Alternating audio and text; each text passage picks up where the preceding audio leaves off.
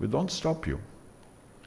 You know, in the last 44 years, Israel built in many places, and the Prime Minister said that the places we build over the 44 years we shall continue to build. But I have to add that there are places that we never build.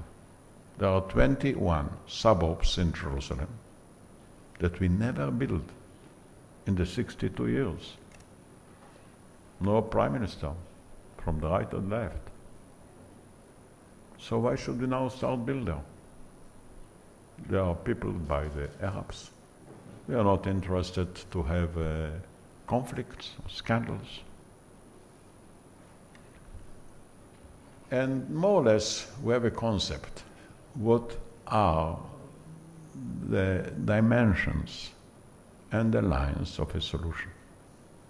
I don't say that we agree on all issues eye to eye, but we agree on the main issue, that we have to settle a disagreement peacefully and politically and diplomatically, not by wars.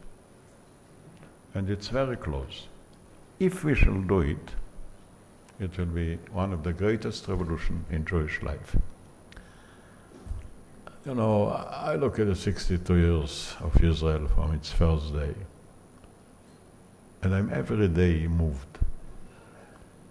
You know, we have 7.5 million people, maybe 1% of them are sinners, or God knows what, 75,000. The news are basically about them. Maybe 99% of the news about 1% of those events.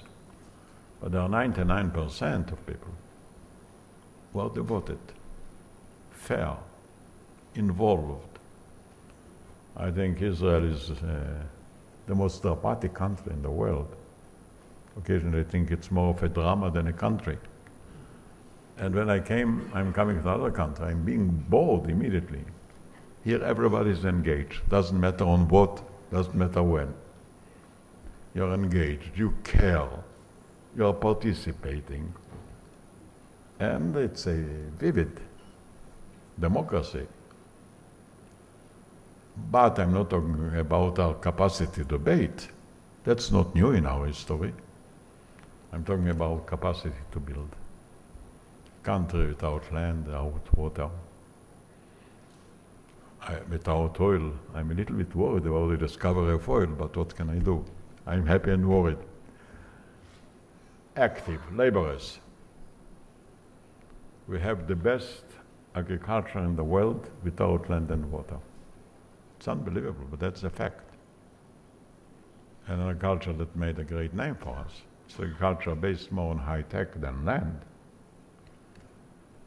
And economically, all of you from the countries you are coming, you went through a crisis.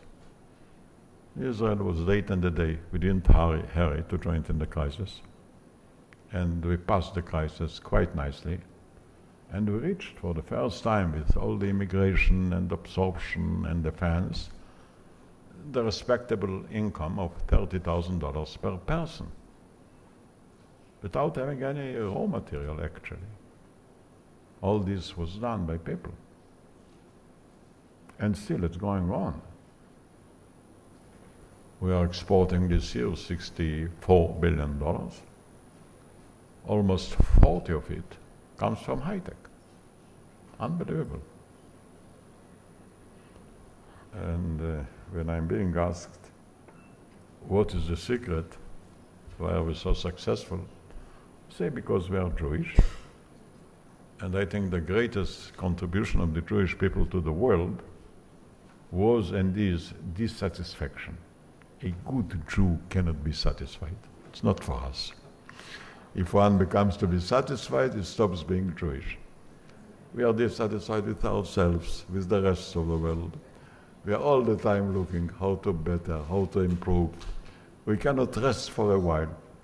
And this, I believe, is in the basis of our capacity to create and innovate.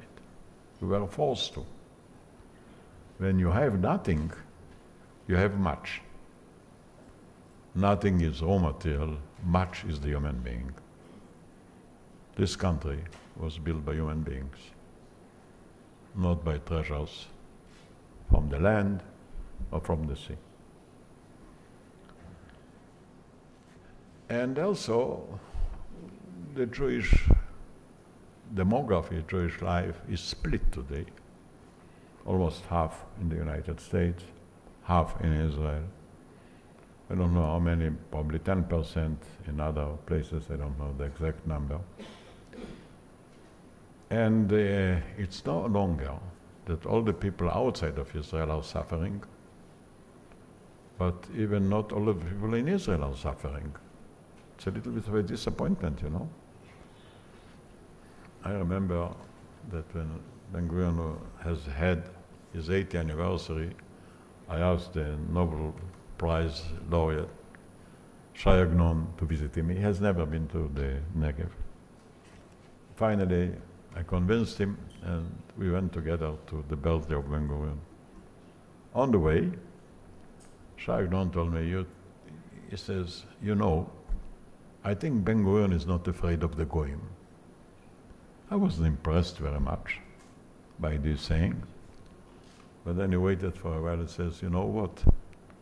I'm afraid that Ben-Gurion is not afraid of the Jews. He wasn't afraid of the Jews, and I think he was right, not to be afraid of the Jews. And we have to ask ourselves, how are we going to live in a new map, in a new age, with new challenges? And I believe we have to go back to our sources and keep our eyes on the future.